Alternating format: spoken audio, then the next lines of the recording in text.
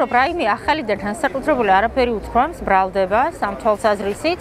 თავარი იყო მანამდე რაზე ისაუბრა და ეს საპროცესო ზუსტად იმავე ოპერის ნაწილია, რასაც პირველი დღიდან ხელისუფლების უმაღლესი თანამდებობის პირები, ასე ვთქვათ, საჯაროდ თავაზობდნენ, აღიარე, რომ ასე ვთქვათ, გვირაბს თხრიდი აქედან ბომბეიმდე.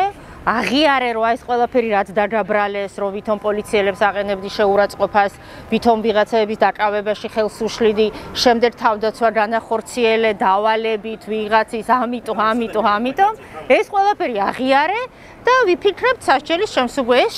ეს შესთავაზეს, იმიტომ რომ სხვა ხო არაფერი არ არის ბრალდებას. კი მოусმინოთ რაზე ისაუბრა ბრალდება და ბოლოს შესთავაზა ყველაფერი დაიბრალე, რაც ჩვენ ვერ დავადასტურეთო და მე ვიფიქრებთ სასჯელის შემსუგბლებაზეო.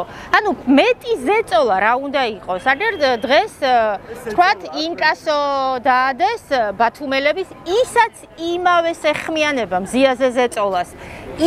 ისაც ზუსტად ამიტომ არის რაკეთებული აქამდე არასოდეს ყოფილა, რამდენადაც მე ვიცი, ეს შეთავაზებაც ეს არის, ანუ მას ეუბნებიან, აი ასეთი მართლმსაჯულება, არაფრის შანსი არ აქვს. აი ჩვენ ამას ვთხოვთ, ერთადერთი შანსი გაქვს, რომ თავი დააღწიო პატიმრობას, აღიარე დაიბრალე ყველაფერი და მე ვისაუბროთ, ანუ რამდენს და როგორ შევსუბუქებთ. ეს იყო ბრალდების დღევანდელი პოზიცია, მეტი არაფერი არ განსაკუთრებული და სასიხარულო. თქვენ თუ შეგიძლიათ გითხრათ, რაიმე მონახ ხაზის დონეზე მაინც რა ტიპის საპროცესო შეხვედრაზე საუბარი? არაფერზე არ არის საუბარი, არაფერი.